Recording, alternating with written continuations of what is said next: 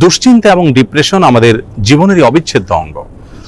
যত নবী রাসূল পৃথিবীতে এসেছেন এবং আল্লাহর যত প্রিয় বান্দাগত হয়েছেন, তাদের প্রত্যেকেরই জীবনে কম বেশি দুশ্চিন্তা এসেছে। তারা তাদের সেই কঠিন সময়গুলোতে আল্লাহ রাব্বুল আলামিনের কাছে সাহায্য প্রার্থনা এবং আশ্রয় প্রার্থনা করার মাধ্যমে নিজেদেরকে এতটাই নিরাপদে রেখেছেন, এতটাই ভালো রেখেছেন, এতটাই স্বাভাবিক রেখেছেন যে কোনো বিপদ, কোনো মুসিবত, কোনো পেরেশানি, কোনো ডিপ্রেশন তাদেরকে ভেঙে ফেলতে পারেনি। বরং বিপদেও তারা হেসেছেন এবং স্থির থেকেছেন মানসিকভাবে। আজ আমরা সেরকম কয়েকটি আমলের কথা বলবো, যে আমলগুলোর মাধ্যমে আমাদের বিপদ আপদ এবং মুসিবত আল্লাহ রাব্বুল আলামিন দূর করবেন, লাঘব করবেন এবং বিপদ আপদেও আমাদেরকে আল্লাহ রাব্বুল আলামিন মানসিকভাবে প্রশান্ত এবং স্থির রাখবেন। আর সেই আমলগুলোর মধ্যে থেকে সর্বপ্রথম এবং প্রধান যে আমলটির কথা বলবো তা হলো যিকরুল্লাহ বা আল্লাহর জিকির। আল্লাহর জিকির এর চাইতে কার্যকর কোনো ঔষধ আর নেই ডিপ্রেশন দূর করবার জন্য। কোরআনে কারীমে আল্লাহ তাআলা বলেছেন, আলা বিযিকরিল্লাহি তাতমাইন্নুল কুলুব। আল্লাহ তাআলার জিকির এর মাধ্যমে মানুষের অন্তরসমূহ প্রশান্ত হয়ে থাকে। অতএব আল্লাহ তাআলার স্মরণ অন্তরে রাখা, মুখে আল্লাহ তাআলার কথা বলা, আল্লাহর সঙ্গে একান্তে কথা বলা, এর মাধ্যমে ডিপ্রেশন দূর করা যায় সবচেয়ে সহজে। আল্লাহর জিকির বা যিকরুল্লাহর একটা বিশেষ পদ্ধতি হলো কোরআনে কারীমের তেলাওয়াত। কোরআনে কারীমের তেলাওয়াত যদি আপনি করেন অর্থ সহকারে বুঝে, দেখবেন মানসিকভাবে আল্লাহ রাব্বুল আলামিন অলৌকিকভাবে, বিস্ময়করভাবে আপনার মধ্যে প্রশান্তি সৃষ্টি করে দিবেন।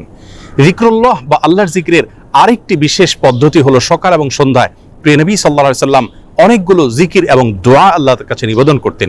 সেগুলো যদি আমরা নিয়মিত করতে পারি তাহলে সেক্ষেত্রে যিকরুল্লাহ এর মাধ্যমে দুশ্চিন্তা এবং ডিপ্রেশন থেকে বাঁচার উপায় আমরা খুঁজে পাবো ইনশাআল্লাহ বিইذনিল্লাহ। দ্বিতীয় যে আমলটির মাধ্যমে দুশ্চিন্তা এবং পেরেশানি থেকে আমরা মুক্তি লাভ করতে পারি তা হলো প্রিয় নবী সাল্লাল্লাহু আলাইহি সাল্লামের সারা জীবনের একটি গুরুত্বপূর্ণ আমল এবং স্পেশাল জিকির, যে জিকির তিনি আল্লাহ তাআলার কাছে নিবেদন করতেন তার কঠিন সময় যখন দেয়ালে পিঠ থেকে যেত ঠিক সেই সময়। আর সেই জিকিরটি হলো লা ইলাহা ইল্লাল্লাহুল আযীমুল হালিম, লা ইলাহা ইল্লাল্লাহু রাব্বুল আরশিল আযীম, লা ইলাহা ইল্লাল্লাহু রাব্বুস সামাওয়াতি ওয়া রাব্বুল আরদ ওয়া রাব্বুল আরশিল কারীম। এই জিকিরের মাধ্যমে আল্লাহ রাব্বুল আলামিনের একত্ববাদের স্বীকৃতি, আল্লাহর মাহাত্ম্যের বর্ণনা করার মাধ্যমে আমরা দুশ্চিন্তা এবং পেরেশানি থেকে মুক্তি লাভ করতে পারবো ইনশাআল্লাহ বিইذনিল্লাহ। তৃতীয়ত যে আমলের মাধ্যমে আমাদের বিপদ আপদ এবং কঠিনতম সময়ে আল্লাহ তাআলার আশ্রয় প্রার্থনা করতে পারি, দুশ্চিন্তা থেকে মুক্তি লাভ করতে পারি, সে দোয়াটি প্রিয় নবী সাল্লাল্লাহু আলাইহি সাল্লাম সারা জীবন নিয়মিত পাঠ করতেন। আনাস রাদিয়াল্লাহু তাআলা আনহু তার 10 বছরের সেবক ছিলেন। তিনি বলেছেন, আমি নবী আলাইহিস সালামকে দেখেছি এই দোয়া সবসময় তিনি পাঠ করতেন এবং আল্লাহ তাআলার কাছে দুশ্চিন্তা এবং পেরেশানিতে আশ্রয় প্রার্থনা করতেন।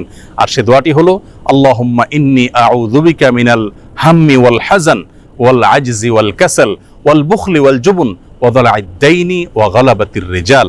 দোয়াটির অর্থ হলো আল্লাহুম্মা ইন্নী আউযু বিকা মিনাল হাম্মি ওয়াল হাযান। আল্লাহ আপনার কাছে আমি আশ্রয় প্রার্থনা করি, মুক্তি চাই পেরেশানি, দুশ্চিন্তা